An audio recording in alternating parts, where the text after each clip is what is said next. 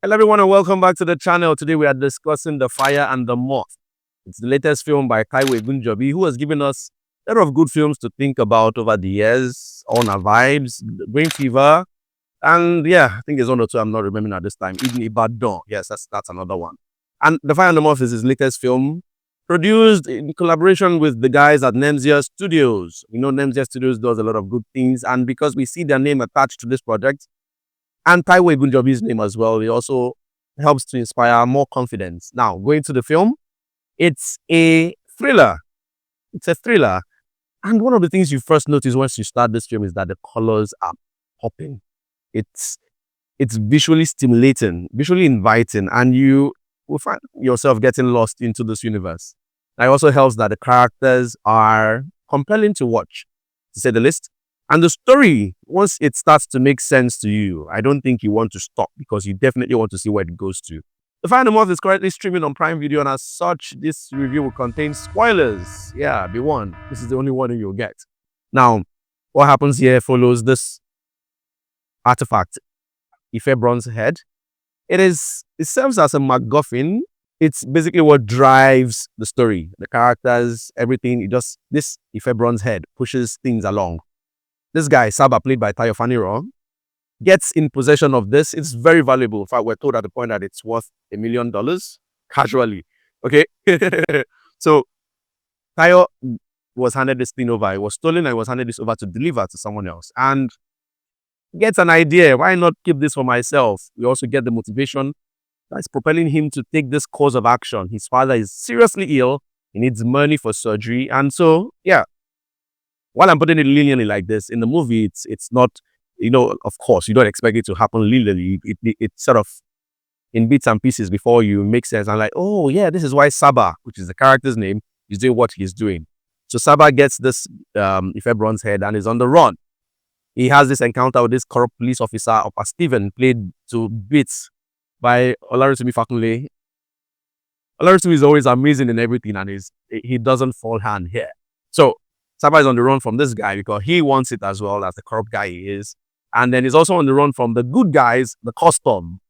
Yeah, that was my reaction as well.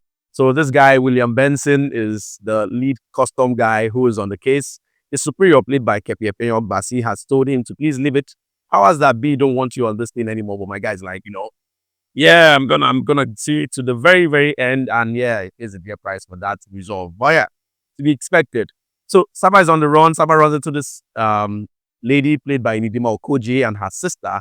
And Ini-Dima sort of helps him. She positions herself to be a guardian angel to him. And then we also see her motivation. She wants enough money to jump out with her sister to greener pastures. And it's a string of one's desires, ambition, motivation. And I dare say that The Fire and the Moth positions all this very well. It actually strings it along well. We have this other guy, this enigmatic figure played by Jimmy Jean-Louis.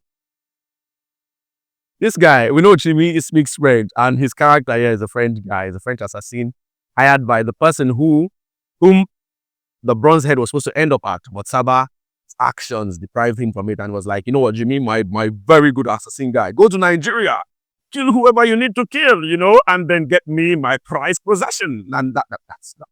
He didn't speak like this, but that's basically the long and short of what we got. And we see Jimmy going from place to place trying to kill people. If I'm killing people, he's just killing people because he wants Saba and Ife Bronze Head. And it's pretty nice to see. I mean, forgive my French, but it is nice to see.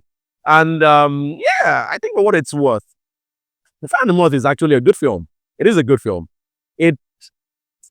We see just enough of these characters to appreciate where they are in life and where they are going and their need and desire for something better. And Saba is clearly onto something bigger than himself. He wants to save his father.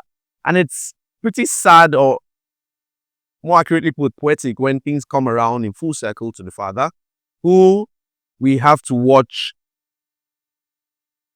plead for his son's life. It's a poetic justice, injustice kind of thing. And yeah, Taiwo Egunjobi has outdone himself, I believe. The Fire and the Moth is sure to leave you feeling very memorable about what you've seen. The visuals, like I say, they are stimulating, they are inviting, and then the story itself, very much captivating. There is tension in the right places, and even sometimes I felt initially, sometimes when we're supposed to want to believe, or the story wants us to believe that these guys are very much tension. Sometimes we sort of feel, oh, but eventually finds its footing and it's smooth sailing all the way to the end. The ending is also a very bold one, I must say. A lot of people die. Yes, a lot of people die, but it's a bold ending, and it worked for me for the most part.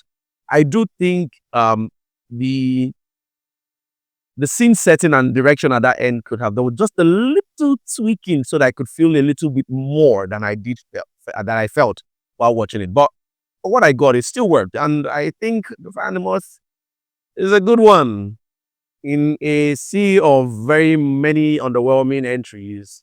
This one stands out and will be remembered. So have you seen Fire and the Moth? Let me know in the comments. Did you like it? Did you not like it? Did you like, what the heck did I watch? Let me know your thoughts and your feelings. Like, share, subscribe, and as always, I'll see you in the next video.